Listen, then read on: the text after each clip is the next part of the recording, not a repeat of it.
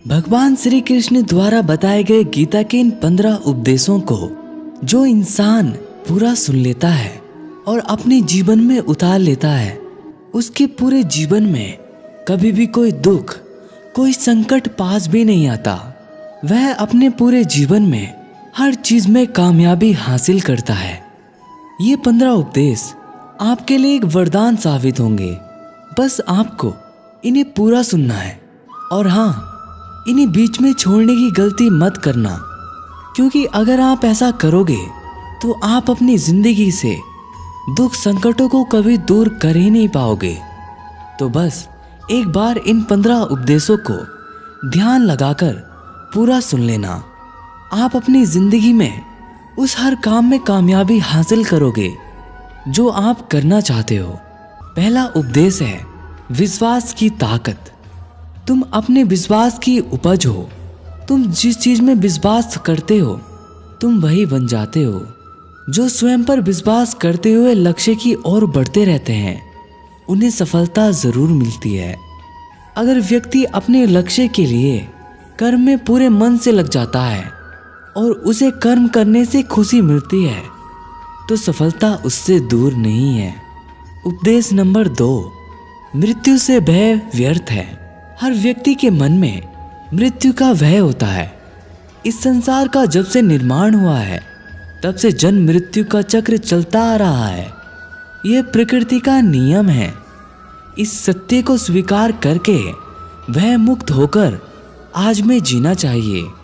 किसी को भी आने वाले पल के बारे में कुछ नहीं पता, लेकिन इस संशय में भयभीत रहने से जीवन नहीं जिया जा सकता। उपदेश नंबर 3, कर्म सबसे ऊपर आता है। श्री कृष्ण अर्जुन से कहते हैं कि व्यक्ति कर्म करने के लिए ही पैदा हुआ है और बिना कर्म किए कोई रह नहीं सकता। फल की चिंता करना व्यर्थ है, क्योंकि इससे मनुष्य का मन काम से भटकने लगता है। किसी कर्म से सफलता नहीं मिलती तो क्या हुआ? असफलता भी ज्ञान के द्वार खोलती है। अगर बिना फल की चिंता किए कर्म करते रहोगे तो सफलता और मन की शांति जीवन भर तुम्हारा साथ नहीं छोड़ेगी। उसका आध्यात्मिक ज्ञान बढ़ता जाता है। उपदेश नंबर 4, हमेशा स्वार्थी होना गलत है। जो व्यक्ति हमेशा स्वार्थ प्रेरित होकर फल की चिंता करते हुए कर्म करते हैं और सिर्फ फल ही उन्हें कर्म करने को प्रेरित करता है, ऐसे लोग दुखी और बेचैन रहते हैं, क्योंकि उनका दिमाग हमेशा इसी उलझन में फंसा रहता है कि उन्हें क्या फल मिलेगा।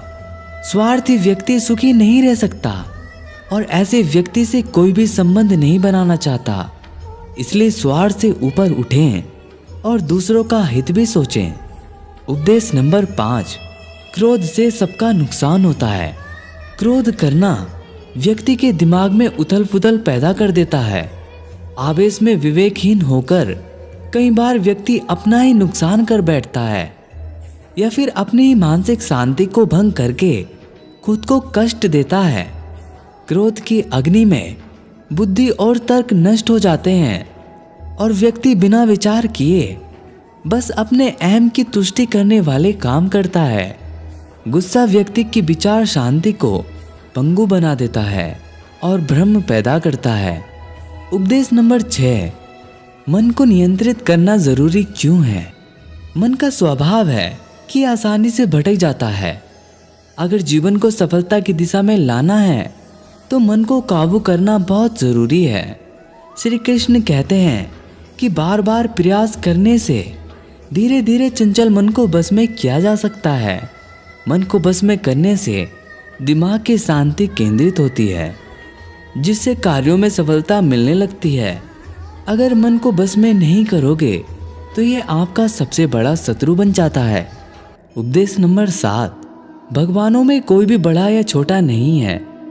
इस संसार में ईश्वर कई रूपों में जाना जाता है, जिनमें से कोई भी रूप बड़ा छोटा नहीं है। परमात्मा का हर रूप समान है। जैसे हर नदी अंत में सागर में जाकर मिलती है, वैसे ही हर धर्म, हर मत, संप्रदाय, इन सब की धाराएं परमात्मा रूपी समुद्र में समा जाती हैं।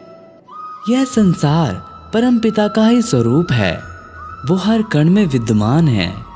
उपदेश नंबर 8, कर्तव्य पालन जरूरी है।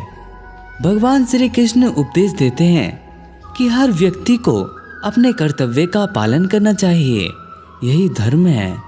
अगर अपने कर्तव्य का पालन नहीं किया जाता है तो मन में अशांति और दुख प्राप्त होता है। अपनी पसंद नापसंद, मोह बेर को किनारे रखकर अपना कर्तव्य करो। किसी अन्य व्यक्ति का कर्म आपको कितना भी आकर्षित करे, उसके प्रलोभन में ना आए। कष्ट में रहते हुए भी अपना कर्म करना दूसरे की नकल करने से श्रेष्ठ है। अपने कर्म और कर्तव्य का पालन ही जीवन का सही मार्ग है, क्योंकि कर्म करना अकर्मण्यता से हमेशा बेहतर है।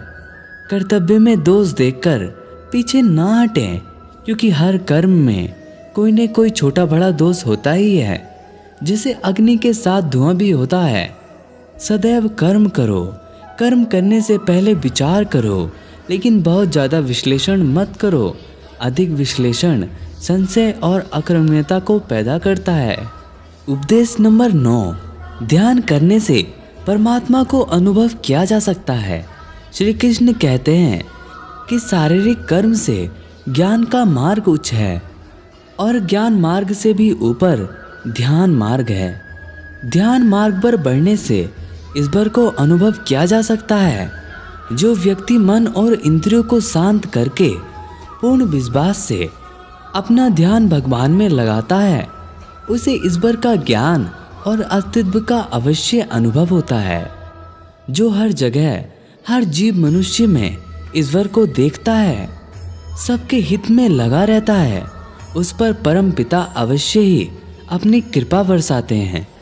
ज्ञान मार्ग हो या भक्ति मार्ग, समर्पण प्रेम विश्वास ही आपको ईश्वर के प्रकाश की ओर ले जाता है। भगवान की पूजा बहुत से लोग करते हैं, लेकिन उनको शांति क्यों नहीं मिलती? क्योंकि भगवान आपके मन में निवास करते हैं। उसे पता है कि आपका भाव क्या है। उपदेश नंबर 10, अधिक शक करने वाला व्यक्ति कभी खुश नहीं रह सकता। श्री कृष्ण कहते हैं, शक करने वाले का विनाश हो जाता है, इसलिए संदेह करने से बचें। अधिक संदेह करने से मन की शांति भंग हो जाती है और व्यक्ति भ्रमित होकर अपने संबंधों को नष्ट कर डालता है। जिसे शक करने की आदत पड़ जाती है, उसे इस लोक या परलोक में कहीं भी शांति नहीं मिलती। सत्य की खोज ठीक है, लेकिन बिना सच जाने कल्पना बस होकर संदेह करने का अंत दुख क्लेश पश्चाताप के रूप में होता है। उपदेश नंबर 11, अति करने से बचें। जीवन में संतुलन बहुत ज़रूरी है। किसी भी चीज़ की अति करना अच्छा नहीं है। जैसे सुख आने पर प्रमोद करना और दुख आने पर निराशा में डूबे रहना, दोनों ही गलत हैं। असंतुलन जीवन की गति और दिशा को बाधित करता है, जिससे अनावश्यक कष्ट और दुखों का जन्म होता है। जिसके मन विचार और कर्म में संतुलन है, उसे ज्ञान मिल जाता है और ज्ञान से ही सदा के लिए शांति और संतुष्टि मिलती है। उपदेश नंबर 12, सही कर्म से ज्ञान और मुक्ति संभव है। गीता के उपदेशों में कर्म योग का सिद्धांत कहता है कि संसार से विरक्त होना ही मुक्ति का उपाय नहीं है। संसार में रहकर एक गृहस्थ अपने कर्मों का पालन करते हुए कर्म फल से विरक्त होकर मुक्ति प्राप्त कर सकता है। सही विचार और उचित कर्म भी आसक्ति को खत्म करने में सक्षम है। अच्छे कर्म कभी व्यर्थ नहीं जाते, चाहे ये दुनिया हो या परलोक। उपदेश नंबर 13, ज्ञान और कर्म एक है। एक अज्ञानी कर्म और ज्ञान को अलग अलग समझता है, लेकिन एक ज्ञानी जानता है कि दोनों एक ही हैं। लोग ज्ञान की बातें तो करते हैं, लेकिन उसका पालन नहीं करते। बिना पालन किए ज्ञान कोरा रह जाता है, ज्ञान का अनुभव नहीं होता। गीता कहती है कि ज्ञान पढ़ने की नहीं बल्कि अनुभव करने की वस्तु है, और अनुभव बिना कर्म किए नहीं मिलता। उपदेश नंबर 14, इच्छा दुखों का मूल है। इस संसार में जितनी भी चीजें सांसारिक सुख की श्रेणी में आती हैं, उनकी एक शुरुआत और एक अंत जरूर होता है। इस सांसारिक सुखों का अंत दुख, कष्ट और दुर्गति के रूप में होता है।